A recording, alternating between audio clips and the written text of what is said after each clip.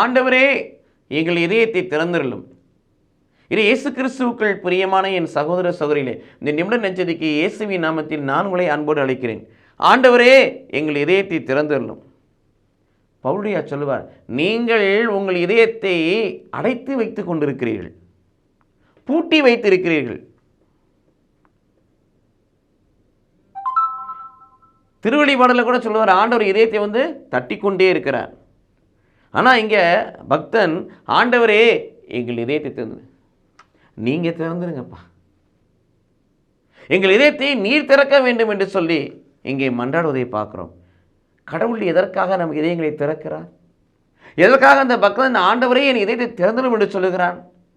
இங்கே கடவுள் நம் இதயத்தை திறக்க வேண்டும் என்று சொல்லி இங்கே மன்றாடுவதின் நோக்கம் என்னவென்று சொன்னால், கல்லான இதயத்தை எடுத்துவிட்டு கனி உள்ள சதை உள்ள உணர்வுள்ள இதயத்தை கடவுள் வைப்பதற்காக எசேக்கியேல் 36:25-26 படி,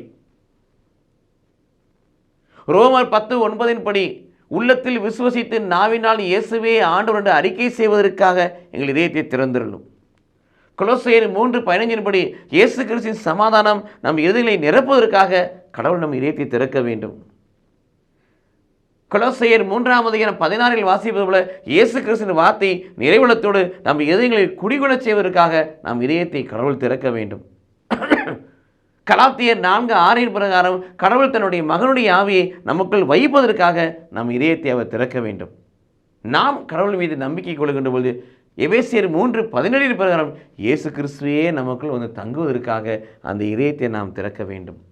ரோமர் 5:5 பிரகாரம் கடவுள் பரிசுத்தாவின் வழியாக தம்முடைய அன்பை நம்முடைய இதயங்களில் பொழிய அவர் நம் இதயத்தை திறக்க வேண்டும். ஆக இவற்றையெல்லாம் நமக்குள் வைக்க, அவர் நமக்குள் வாழ, அவர் நம்மில் ஆள, அவர் நம்மை ஆண்டு வழிநடத்த, நாம் ஆண்டுடைய ஆலயமாக இருக்க, நாம் ஆண்டவரில் வாழ, ஆண்டவரோடு வாழ, ஆண்டவருக்காய் வாழுகிற வாழ்வை பெற்றுக்கொண்டு ஆசீர்வாதம் உள்ள வாழ்க்கையாய், சாட்சியுள்ள வாழ்க்கையை வாழ்வதற்கு கடவுள் நம் இதயங்களை திறந்துட வேண்டும். அவர் ஜெபித்தது போல நாமும் ஜெபிப்போம். ஆண்டவரே, இத்தகைய ஆவிக்குரிய ஆன்மீக அனுபவத்தை பெற்றுக்கொள்ள எங்கள் இதயத்தை திறந்தருளும் ஆண்டவரே என்று சொல்லுவோம். கடவுள் நம்மை ஆசீர்வதிப்பாராக. ஆமீன்.